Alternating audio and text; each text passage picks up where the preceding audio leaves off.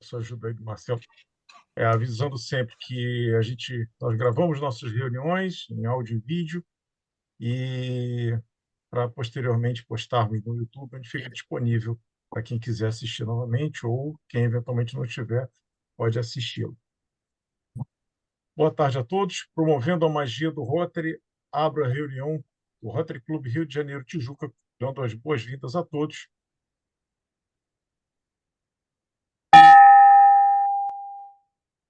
E ao som do hino nacional, convido a todos a respeitosamente saudarmos a bandeira nacional, a bandeira e as demais bandeiras da nossa Planalto.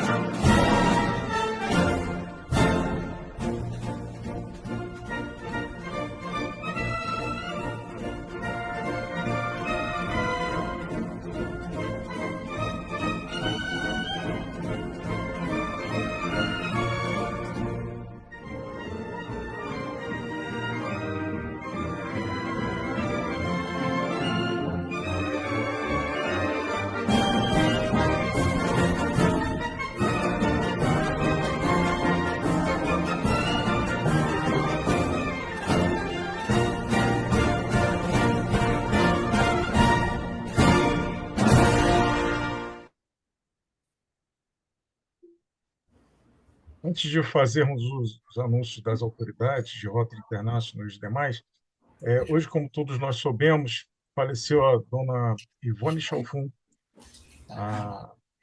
Ela era rotariana do Rocha Miranda, uma grande pessoa, uma grande rotariana, e eu peço, então, um minuto de silêncio.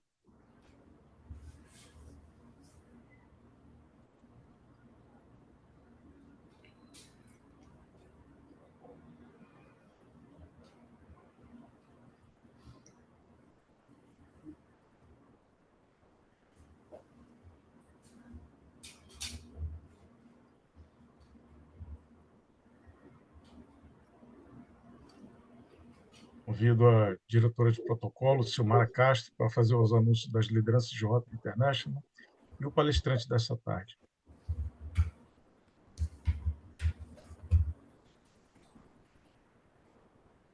Boa tarde. Eu sou a companheira Ciomara Castro, associada representativa do Rotary da Tijuca na classificação Educação Fundamental, Gestão de Transporte Escolar, diretor de protocolo do clube, para as apresentações desta tarde, em que Rotary International é presidido pela empresária Stephanie Artic, associada ao Rotary Club de McMurray, Pensilvânia, Estados Unidos da América, ocupando a classificação Consultoria e Desenvolvimento de Negócios. O diretor de Rotary International para nossa área é o empresário Antônio Henrique Barbosa de Vasconcelos, associado ao Rotary Clube de Fortaleza Lagadiço, em que ocupa a classificação Engenharia Civil, Cálculo Estrutural. A governadora do Distrito 4.571 é a consultora Alcione Maria Janico de Araújo Viana, do Rotary Clube de Pindamonhangaba, em que ocupa a classificação Relações Públicas, e o Rotary da Tijuca é presidido pelo empresário Sérgio Paulo da Silva, ocupante da classificação Auditoria Independente. Hoje contaremos com a palestra do administrador Wagner Siqueira, presidente do Conselho Regional de Administração do Estado do Rio de Janeiro, que nos falará sobre o tema O Administrador e o Desenvolvimento do Ambiente de Negócios. Para essas conceituadas personalidades, solicitamos a nossa calorosa saudação.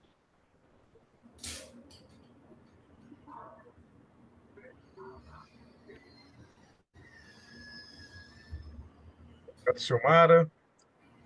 Bom, vou convidar hoje, excepcionalmente, para a gente fazer uma mudança e um rodízio aí, o companheiro Carlos Neves, dos trabalhos dessa tarde. Muito obrigado, presidente Sérgio. Boa tarde a todos, amigos e companheiros. Fiquei muito honrado aí com o convite para voltar a fazer o brado.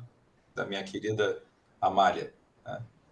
Companheiros, nenhum de nós se julga o melhor, tampouco diz que o clube é o maior. Mas o nosso querido Tijuca, podem crer, É bom bom a a valer. valer! E o E o Carlos Carlos Neves também. também, viu? Ah, É isso ó, aí, foi bem honrado viver a com todos com nós. dois Nós todos elogios, somos hein? bons para valer. E a Amélia também. Vamos lá, gente. Na semana do dia 28 de agosto a 3 de setembro, destacamos a data de hoje, dia 28, quando é comemorado o Dia Nacional do Voluntariado. Destaca-se nesta data a relevância do trabalho de pessoas que doam o seu tempo, energia e talento de maneira espontânea e não remunerada em prol de causas sociais, motivadas por valores de participação e solidariedade. Os voluntários representados nos mais diversos segmentos, desde organizações educacionais a instituições que atuam em causas emergenciais humanitárias, coordenam campanhas de distribuição de alimentos, resgatam animais, contribuem para as mobilizações ligadas à saúde e ao meio ambiente, entre outras iniciativas. A data foi instituída pela Lei nº 7.352, de 1985, promulgada pelo presidente José Sarney. O Rotary é, por essência, uma organização integrada por voluntários, pessoas em ação no desenvolvimento e apoio a projetos humanitários que causam impactos positivos em si mesmas, em suas comunidades e no mundo como um todo. Nossos cumprimentos a todos os mais de 1.346.000 rotarianos e rotaractianos atuantes em 47.601 Rotary Clubes espalhados pelos 5 continentes, construtores da paz e da compreensão entre as pessoas há mais de um século. Quanto aos aniversariantes da semana, serão muitas as comemorações. Hoje é aniversário de Amanda, filha do companheiro Alexandre Melilo. No dia 1º de setembro, será aniversário de Fátima, esposa do companheiro Adriano Moura. Já no dia 2, a aniversariante será Maria, filha do companheiro Arnaldo Dias. E no dia 3, o dia de Rafael, filho da companheira Simone Vasconcelos, celebrar o seu aniversário. Antes, a todos os aniversariantes, nossas calorosas saudações e os votos de vida longa e feliz. E antes de passar a palavra ao presidente Sérgio Paulo, gostaria de parabenizar todos os participantes do clube e amigos, companheiros, e passar o número das vendas dos tickets, dos Big Macs, né, tickets antecipados. A gente tinha uma meta de fazer 500 Bigs e nós conseguimos vender 2.357 Big Macs. Nós fizemos 4 vezes o que nós tínhamos colocado como meta e gostaria de trazer essa informação em primeira mão a todos vocês. Agradecer imensamente, pois eu falo em nome da Casa Ronald McDonald, instituição que recebeu os tickets e a campanha do McDia Feliz aqui no Rio de Janeiro. Parabéns a todos os envolvidos.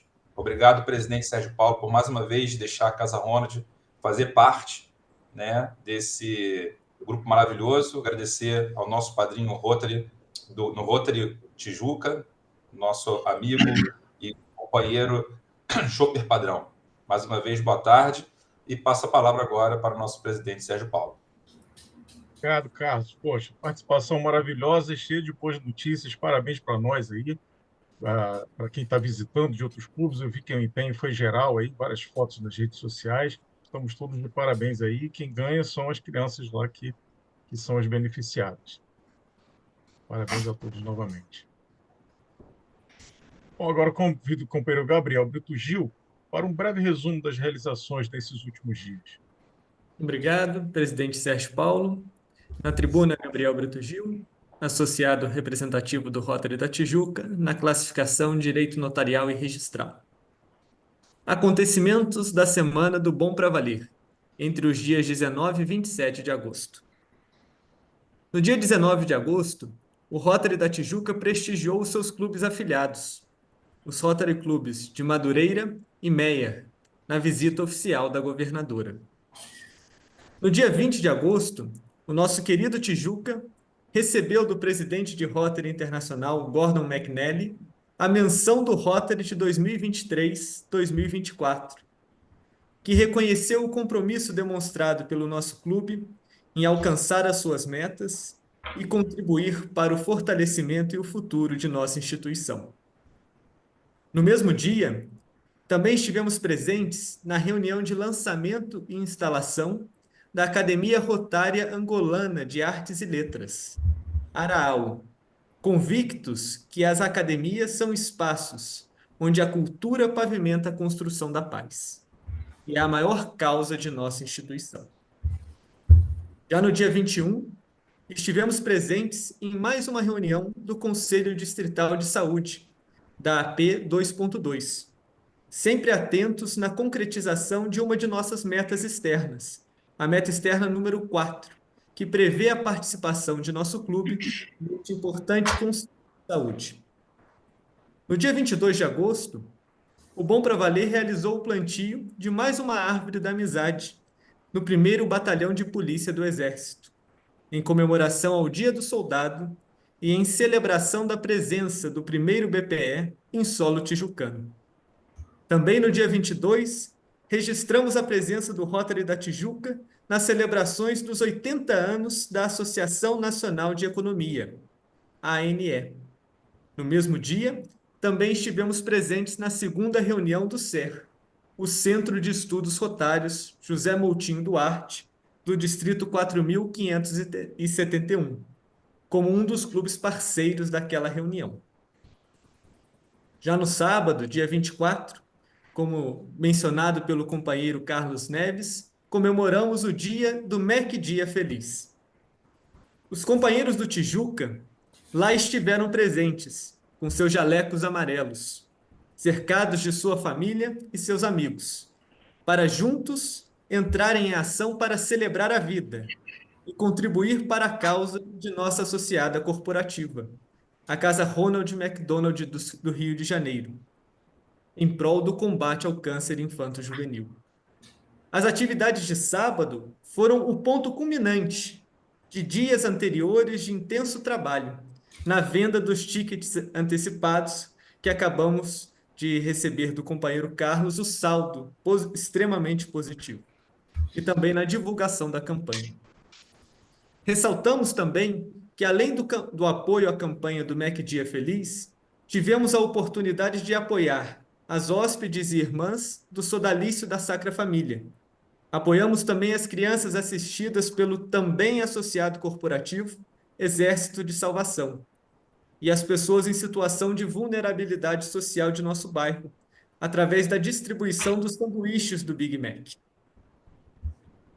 Por fim, na última segunda-feira, dia 26, investimos os nossos esforços na concretização de outra meta do clube, a meta externa número 8, que prevê a participação do Bom Pra Valer nas campanhas de doação de sangue em favor do Centro de Hematologia do Hospital Federal do Andaraí.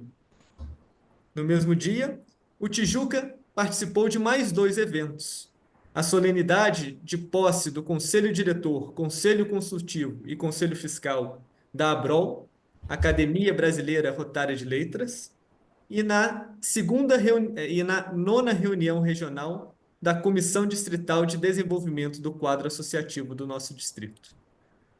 Companheiros, foram esses os pequenos resumos dos acontecimentos da semana do Bom Pra Valer. Parabéns a cada um por sua contribuição. Muito obrigado a todos. Gabriel. E chegamos agora ao ponto máximo da nossa reunião.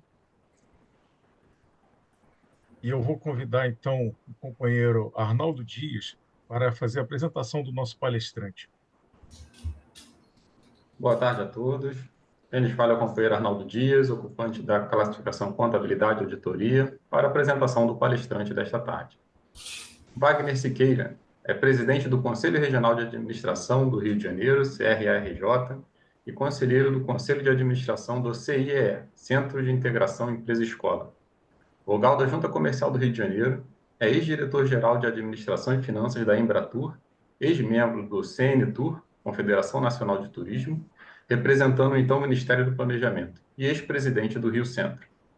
Autor de livros de gestão, entre eles Estratégias de Intervenção e Consultoria de Organização, de 2021, publicado pela Amazon, As Organizações São Morais, de 2014, editora Quality Mark, e As Seitas Organizacionais, de 2005, editora Fundo de Cultura. A sede do CRA-RJ é localizada na Tijuca. Com esta breve apresentação, convido o administrador Wagner Siqueira para a sua apresentação. Muito boa tarde a todos os companheiros rotarianos. Agradecimento em particular ao presidente Sérgio Paulo, mas eu gostaria de concretizar esse meu convite, essa minha gratidão por essa honrosa participação ao nosso companheiro Joper Padrão, que foi o intermediário e que é amigo de décadas, né? Não só dele, mas da família inteira, né? Portanto, o que a gente vai pretender hoje é traçar, não especificamente em relação ao tema de desenvolvimento de ambiente de negócios, mas a gente quer tratar um quadro de referências rápido, né? De reflexões, de circunstâncias que o processo de ambiente de negócio se estabelece hoje no Brasil e que se estabelece para o cenário futuro. É preciso que a gente compreenda que a tecnologia avança à velocidade da luz, mas a mentalidade das organizações avança à velocidade do carro de boi. As exceções, e são muitas, é verdade, mas apenas confirmam a regra. Quer dizer, há um gap, uma defasagem muito grande entre a tecnologia que nós dispomos e as práticas, a mentalidade, os valores, as crenças que nós praticamos no cotidiano das organizações. Em verdade, as organizações ainda são o reduto autoritário da sociedade brasileira. É a organização que discrimina o negro, é a organização que discrimina a mulher, é a organização que discrimina o homossexual, o portador de deficiência, enfim, o ancião. Então, é a organização que dá concretude ao preconceito. E a pior coisa que o preconceito pode fazer com uma pessoa é fazê-la ser exatamente igual àquilo que o preconceito diz que ela é. Portanto, é preciso afirmar a nossa competência tecnológica também sobre o nosso desenvolvimento moral, sobre o nosso desenvolvimento ético, sobre o nosso desenvolvimento social e político, no conjunto da política e da sociedade em geral, mas no particular do cotidiano das organizações. Por quê? Porque nós somos pródigos em dicotomizar o dizer e o fazer, a palavra e o gesto, né? A intenção e a ação. Talvez o único momento no processo histórico brasileiro em que nós estivemos, principalmente no grande avanço do século XVIII, XVII, XVIII, tenha sido conosco a Inconfidência Mineira, que foi basicamente contemporânea com a Revolução Francesa e com a Revolução Americana, porque, em verdade, nós estamos, por causa desse processo, e desse processo da formação da nossa federação, né, que vem de cima para baixo, a gente está sempre a reboque no processo histórico. O capitalismo brasileiro tem avançado muito nos últimos anos, mas ele não é um capitalismo que a gente possa dizer que se aplique na sua integralidade àquilo que a gente está falando. E aí o ambiente de negócio se afeta nisso. Eu gosto de dizer sempre, me lembra sempre Gabriela Cravo e Canela de Jorge Amado, que diz: eu nasci assim, eu cresci assim, eu sou sempre assim, eu sou Gabriela. Veja a reforma tributária, um avanço enorme, ao mesmo tempo contaminado, fecundado pelo atraso e pelo anacronismo. A gente vai conseguir com isso, ao estabelecer uma série de privilégios, consagrar que antes eram existentes nas leis, ou que nem existiam em leis, agora constitucionalizando essas vantagens que nos leva a ter, como está a imprensa informando, a maior alíquota que vamos ter desse tributo, que é um avanço em relação ao sistema tributário brasileiro, muito grande, 28%. Né? Então, a gente convive a todo momento isso. Por exemplo, o carro elétrico, que está querendo virar imposto do pecado. Quer dizer, ambiente de negócio que não considere a questão básica do carbono, da questão do ambiente, etc., está efetivamente atraso. A gente punir o carro elétrico com tributos mais altos para defender um processo histórico que precisa manter ainda o combustível fóssil, combustão, etc., do jeito clássico, é uma questão grave, porque, ao mesmo tempo, é uma sociedade que implantou 4 milhões nos últimos 2 anos, 4 milhões de residência com energia solar. Isso tem um processo que mostra que a população começa a empurrar esse ambiente. Olha, o Brasil, em 1808, era praticamente igual aos Estados Unidos. Uma pequena diferença de renda per capita, a população um pouquinho maior americana. Ao longo do século XIX, quando termina o século XIX, na virada do século XIX para XX, os Estados Unidos já eram uma potência absolutamente que mostrava claramente que seria protagonista decisivo do século XX. Como a Alemanha. A Alemanha exatamente desbancando, inclusive, a Inglaterra, que dizia que o sol nunca se deita no reino inglês, e deitou. E a Inglaterra e os Estados Unidos e a Alemanha se preponderaram muito fortemente no começo do século XX e ao longo do século XX. A Alemanha talvez não tenha a força dos Estados Unidos hoje, porque perdeu 2 guerras, né? Mas, em verdade, se a gente olhar o Brasil no século XIX, o que era o Brasil? Ele praticamente não cresceu. Apesar de termos um imperador, né? Estudante do Colégio Pedro II como eu, não posso negar isso. Intelectual, cientista, um homem fantástico, mas o Brasil se analfabetizou, porque continuava analfabeto. Cresceu $3 em relação a um século. Continuou miserável. O Estado intervia para impedir o desenvolvimento empresarial, como foi o caso de Mauá, e logo depois, no começo da República Velha, com Delmiro Gouveia, que é o barão de Mauá do Nordeste. Ora, mas de 30 a 75, o Brasil foi um dos países que mais cresceram no mundo, junto com o Japão. Se dizia o milagre japonês e o milagre brasileiro, né? Crescemos com regime militar, com regime civil, com Estado Novo, com democracia, não importa o governo, crescemos ininterruptamente em todos os governos. De 75 para cá, o ambiente de negócio está muito ruim, porque, em verdade, de 75 a 24, o crescimento brasileiro é pífio em relação ao que nós tivemos de evolução. Cada vez mais estamos tendo dificuldade e ficamos patinando, né? Nos mesmos que todo mundo querendo chegar ao máximo de 3%, e o que, em verdade, atingir 3% de desenvolvimento não nos levará a nada, né? E, por isso, somos o 7º país mais desigual do mundo, apesar de sermos uma das 10 economias mais poderosas do mundo.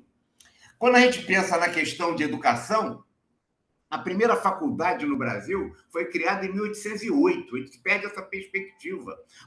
E foi quando a família real chegou aqui ao Brasil, em 1808, parou na Bahia e criou a primeira faculdade.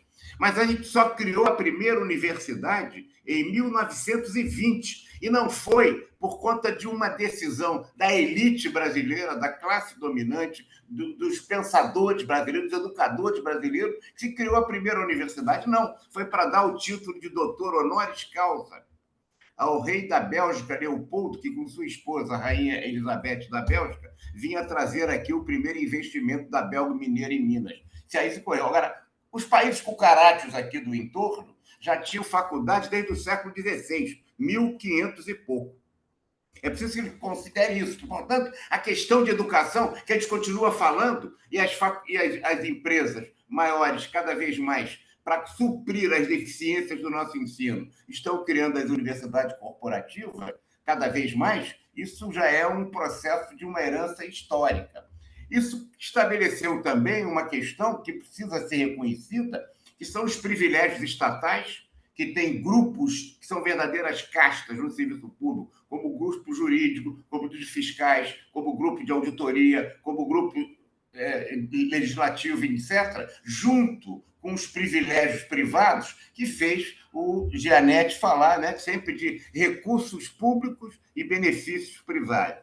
Em verdade, a dependência histórica do nosso capitalismo precisa ser superada. E o grupo empresarial, esse ambiente de negócio, de dependência do governo, é muito difícil a gente fazer. A Federação Brasileira nasceu do rei dando capitania hereditária. A Federação Americana, para fazer uma analogia, nasceu de baixo para cima, onde as 13 colônias foram exatamente para desenvolver o país. Essa lógica criou, ainda hoje, uma dependência muito grande ao Estado, que adora meter a pata em tudo que faz e tudo que a iniciativa privada tem de exercício. Ora, para emascular o processo de atividade da empresa privada, ora para dizer o que a empresa tem que fazer, como foi agora, saiu, né? Tem que botar água gratuita em tudo quanto é show. Mas não se bota água gratuita e isso é responsabilidade da empresa. Como é que faz? Como é que fica isso? Isso é uma questão que, me perdoem agora, uma lembrança, né? Talvez por tanto tempo de formado, eu sou muito antigo em termos da Fundação Getúlio Vargas, formado lá. Eu me lembro que na aula inaugural entraram 2 intelectuais brilhantes, um de direita e o outro de esquerda.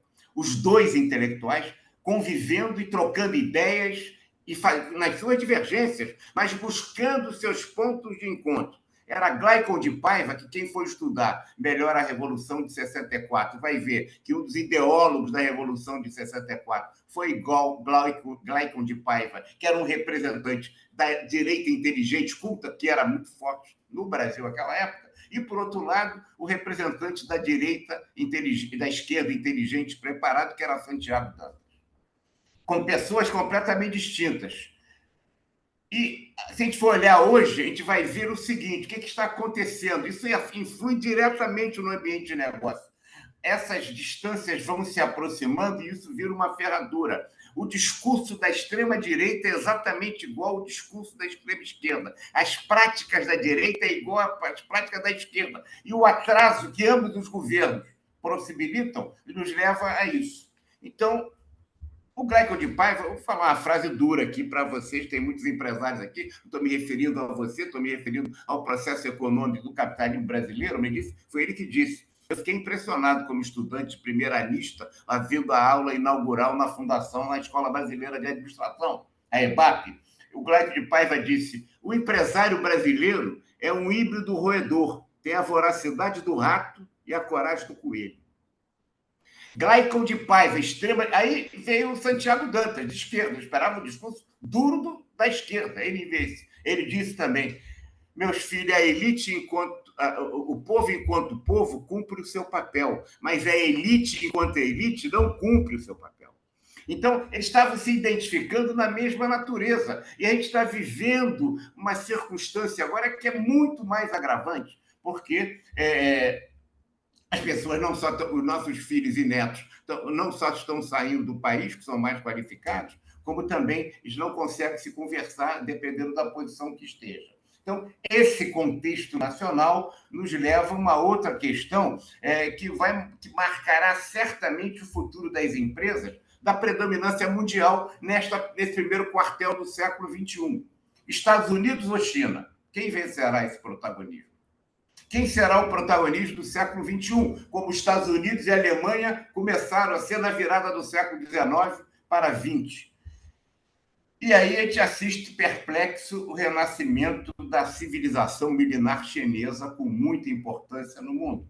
Bom, país comunista, a gente fala toda hora isso, né? E aí eu fico pensando assim, eles se dizem como socialismo de mercado. Tem mais milionário em Pequim hoje do que em Nova York. Como é que faz isso? O Deng Xiaoping dizia lá, né? Não importa a cor do gato, o importa é que ele mate o rato. Ele tinha outra frase interessante, né? Bota a seta para a esquerda e vira para a direita. E ele produziu, na liderança, depois da morte de Mao Tse-tung e da Camarilha dos Quatro, ele produz um processo de desenvolvimento em que o Brasil, naquela época, era maior do que a China.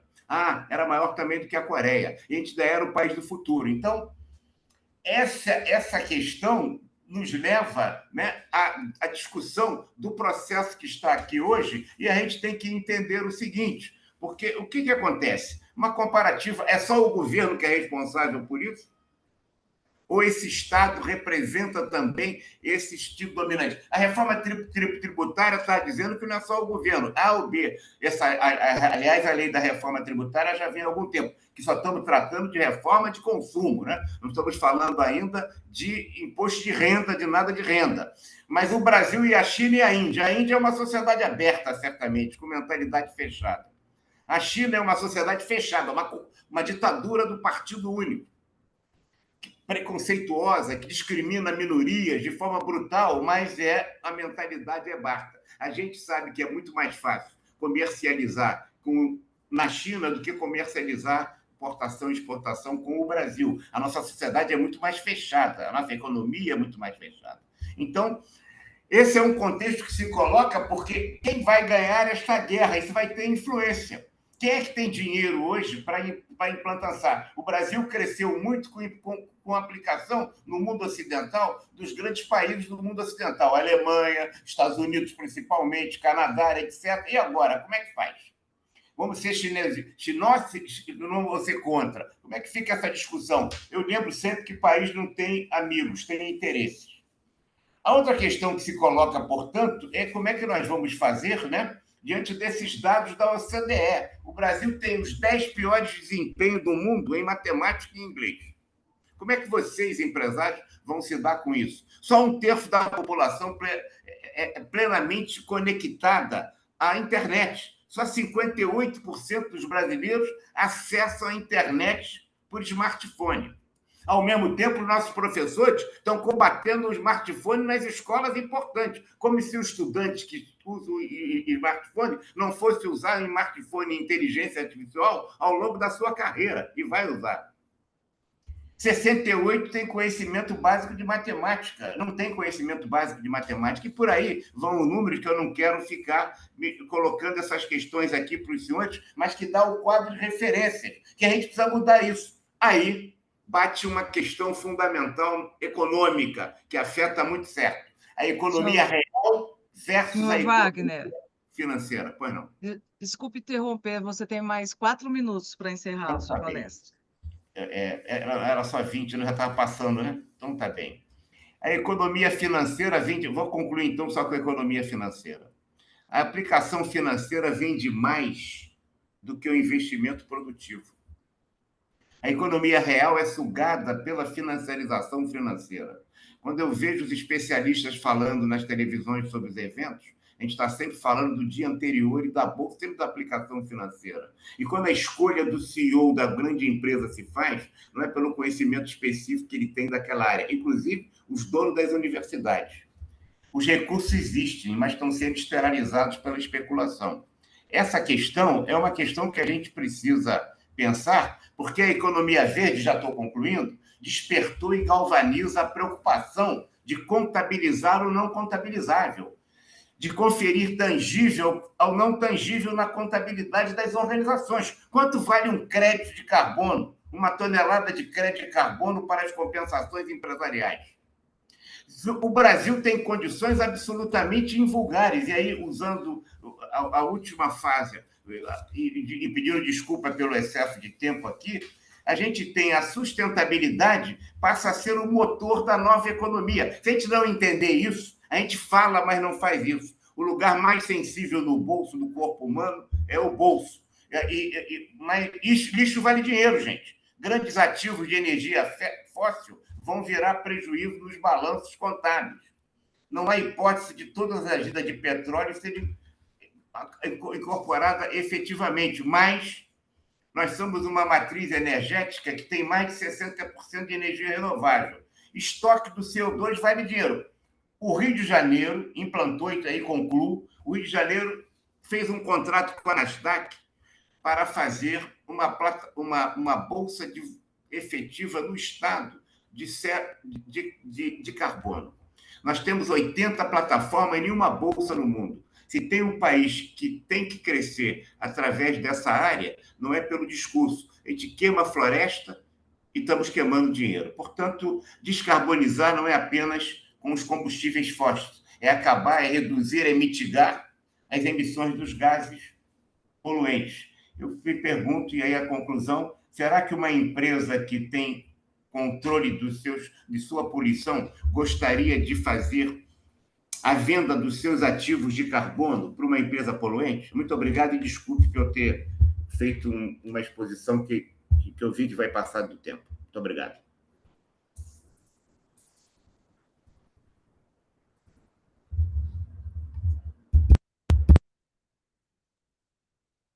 Obrigado, Wagner Siqueira. Primeiro, por ter aceitado o convite, eu não tive a oportunidade de falar antes, mas pô, foi uma aula. Isso aqui realmente está todo mundo aí, tá todo mundo aí perplexo, né, com tanta informação. E eu vou convidar, então, agora a nossa diretora de protocolo, a Ciomara, que vai fazer a intervenção dos companheiros que quiserem fazer perguntas, e, enfim, interagir com o palestrante, por favor. Boa tarde novamente. Aqueles que quiserem fazer alguma pergunta, nós teremos 3 intervenções. É só levantar a mãozinha ali amarela nas reações que eu convido para abrir o microfone. Companheiro Joper, pode abrir seu microfone. Então, eu me dirijo ao presidente do Conselho de Administração, ao meu confrade na Academia Nacional de Economia e ao amigo, especialmente amigo Wagner Siqueira. Parabéns pela tua exposição, Wagner. Cada vez que você se propõe a falar para um público, seja qual for, nós ficamos impactados com os seus pensamentos e com a sua forma veemente de colocar aquilo que você sabe que é necessário para a sociedade. Mas eu tenho uma pergunta, já que a protocolo falou de uma pergunta, eu tenho uma pergunta que é se você, dia 9 de setembro, estará aqui no Rio de Janeiro. Essa é a minha pergunta. O som ficou ruim de novo, Wagner.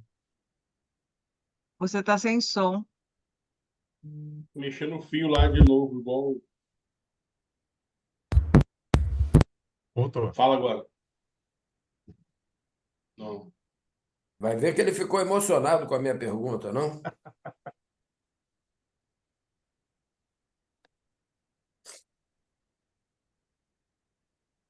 Foi chamar socorro, foi pedir socorro. Presidente Sérgio, eu vou... Foi ver a agenda. Pedir ajuda aos universitários.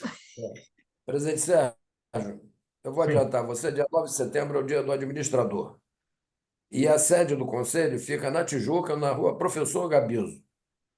Então, eu gostaria de, em nome do Rotary da Tijuca, caso o Wagner Siqueira esteja no Rio de Janeiro, caso ele não esteja, oferecer aos administradores o plantio de uma árvore da amizade, que tem sido o nosso símbolo de presença junto à nossa sociedade. Maravilha. Então, Wagner, se você estiver no Rio de Janeiro, dia 9 de setembro, se prepara, 10 horas da manhã, nós estaremos aí com uma muda de IP para oferecer em homenagem aos administradores do Brasil. Obrigado, amigo.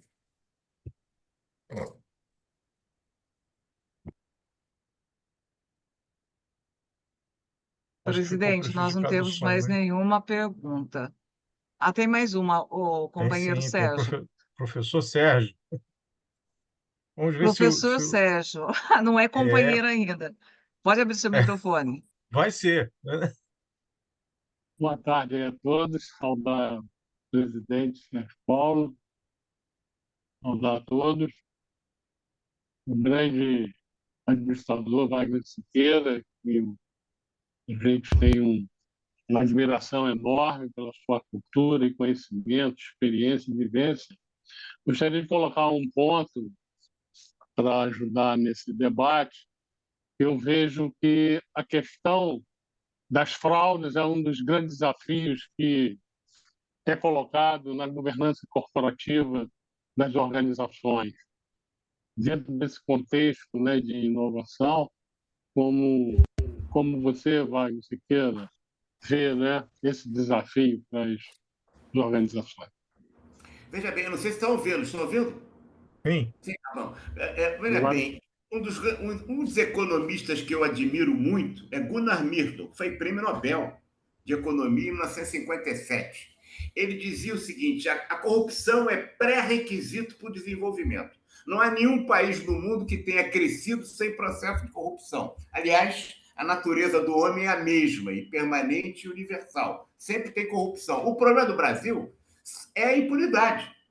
A perversão das nossas instituições, a nossa instituição, o Sérgio Abranches, porque tenho grande admiração, ele diz que o nosso presidencialismo é de coalizão. Eu não digo que não é, não. O nosso presidencialismo é de perversão. Tamanha são a interpenetração pervertidas que as instituições brasileiras fazem uma nas outras.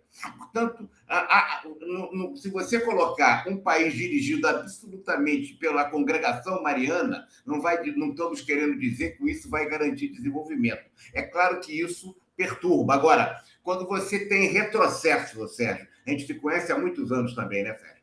Em verdade, quando você tem retrocessos em avanços de combate da impunidade, como tem tido a todo momento, vai e volta, e vai agora, e estamos fazendo outro de novo, em verdade, isso contamina terrivelmente. O problema não é a corrupção, é a impunidade. E a gente não fala da corrupção social, que ela também existe. Quando, tá certo? Por exemplo, quando tem uma enchente no Rio Grande do Sul e os empresários que do posto de gasolina cobram caro para dar aquele litro de combustível para explorar a necessidade que as pessoas têm naquele momento, você está tendo também uma forma de corrupção que é aparentemente aceita cada vez mais, a ponto de dizermos, né, que o negócio é levar vantagem em tudo. Isso é uma forma de corrupção também. A corrupção, a meu ver, ela é inerente ao homem. O que nós precisamos é conter isso através da moral, através da ética, através da educação e através de instituições que sejam duras e firmes com o combate à impunidade, que não pode ter. Porque corrupção vai haver. Então, a gente vai achar que os países nórdicos é um paraíso de santos, o que não é verdade. Eles têm a impunidade, eles não têm a impunidade. Obrigado. Antes de passar a última intervenção, eu quero saber se o Wagner quer responder a pergunta do companheiro Joper. Você estava com o microfone fechado?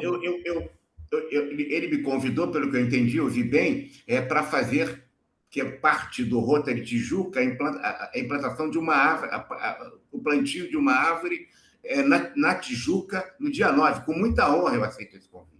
Inclusive, é o dia da nossa profissão do administrador, é duplamente. Vocês nos homenageiam de duas maneiras, pela gratificação pessoal e também para toda a minha comunidade profissional, que vai ter a honra de plantar uma árvore junto com o Rotary da Tijuca no dia do nosso aniversário. Bacana, obrigado. Então, por último, agora eu convido o companheiro Fernando Quintela para fazer sua pergunta. Boa tarde a todos. Parabéns pela palestra, companheiro Wagner. Sua formação é fantástica.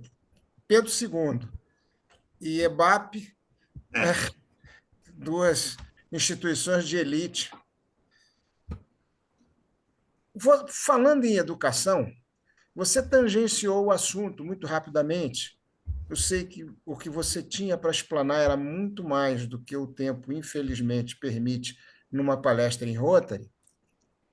Merecia um seminário.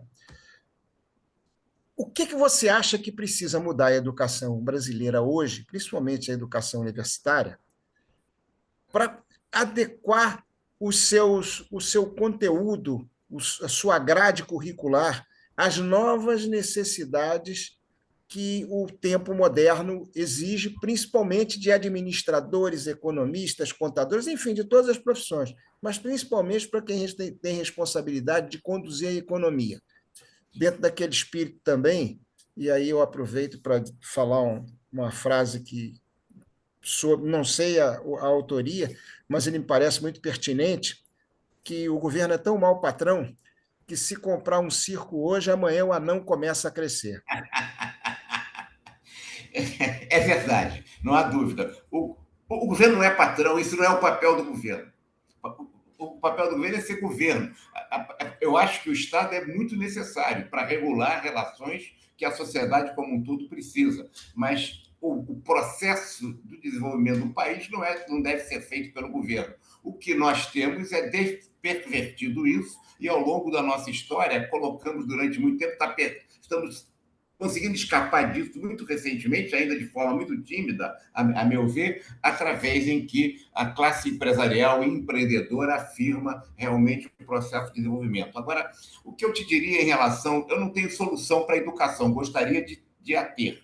Mas, em verdade, eu acho que o grande problema é que as instituições de ensino, não a pequena escola, há pessoas anonimamente, diretoras do pequeno colégio, da pequena escola, em todo o Brasil, que fazem, e escolas médias, que fazem um trabalho sensacional de processo de transformação e de ascensão social das pessoas através dessa devoção que fazem à educação. Mas os grandes centros universitários brasileiros, eles se transformam cada vez mais em instituições em que a aplicação do interesse financeiro é superior ao interesse do resultado daquele produto aluno. Eu quero dizer, ao invés de formar cidadão, nós estamos formando cliente. Nós estamos preocupados com o cliente. A gente substituiu o cidadão pelo cliente. Uma universidade não tem cliente, ela tem cidadão que ela está formando. Então, você perde a perspectiva de educação. Isso se espalha em todo o sistema e aí você tem, efetivamente, uma perversão.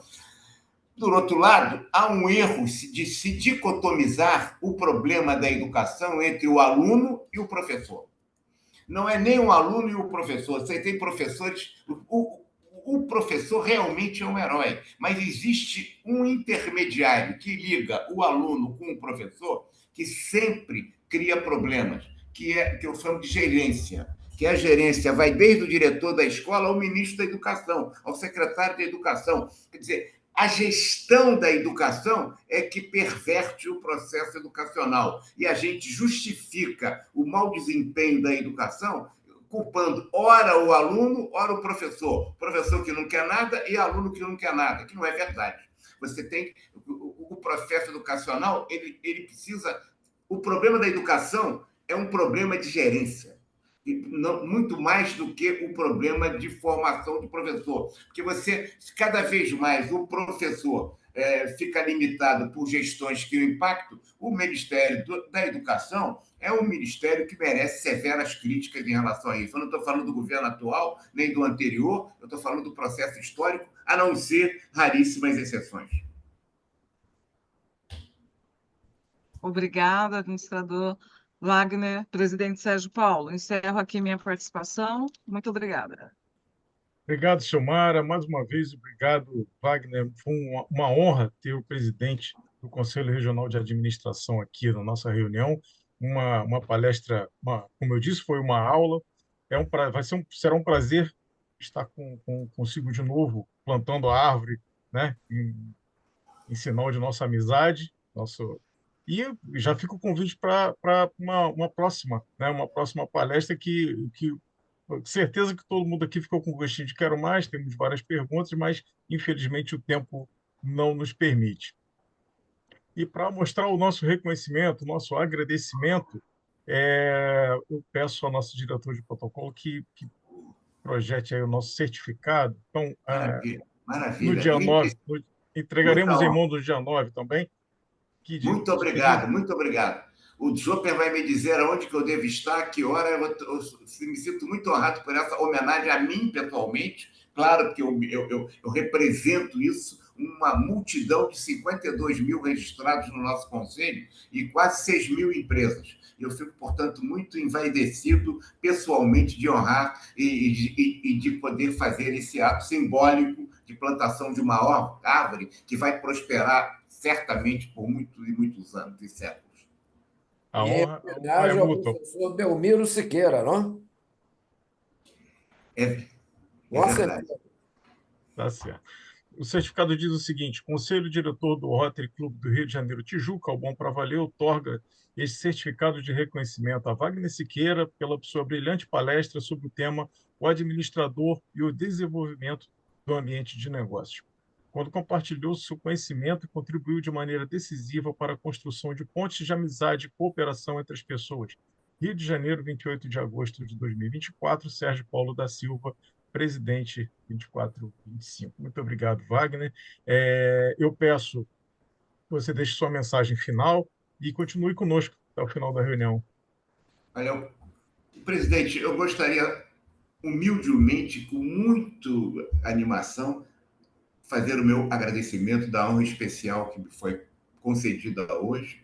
É um momento de muita gratificação mesmo, e dizer que o Rotary é uma instituição que tem um trabalho histórico muito relevante. Às vezes, dentro da minha palestra, acho que as empresas atrapalham um pouco, porque não com o objetivo do desenvolvimento social, do trabalho voluntário do Rotary, mas faz com que esse trabalho, algumas vezes, muitas são muito sérias, outras não, elas fazem uma utilização querendo marketética, né? de uma utilização de marketing em relação aos funcionários, mesmo dizendo que ele não seja, o que tira, talvez, a possibilidade de aumento, cada vez mais presença de instituições como o Rotary, de voluntariado social, de mudança do ser humano e da construção da cidadania. Tá certo. Hoje, só para conhecimento, o Rotary admite empresas como associadas, né? Associados corporativos. O Rotary Tijuca é precursor dessa iniciativa, temos 4 associados corporativos, e que justamente tem essa visão contrária, de não usar a empresa, não usar o Rotary para se promover, e, ao contrário, ajudar os projetos de Rotary. Então, começamos a fazer uma mudança nesse cenário, ainda que, né, formiguinhas, mas mudando. Mas esse é que muda. É esse que muda, Tá presidente. certo. Uma a uma, hein? É isso aí mesmo. Felizmente, obrigado. chegamos ao término dessa reunião, que foi maravilhosa. Agradeço a todos. Convido já para a próxima reunião, da próxima quarta-feira, à 12h30, quando nós receberemos na tribuna Ivone, me enrolei todo aqui, Ivete de Castro Siqueira, o advogado Neemias Gueiro Júnior, que falará sobre o tema o Rotary e o direito de imagem. A cada reunião, sempre uma nova experiência que causa impacto duradouro em nós mesmos e em nossas comunidades e no mundo como um todo. Convido agora todos que, após os acordes do hino à bandeira, saudemos a bandeira do Brasil e as demais bandeiras da Planalto.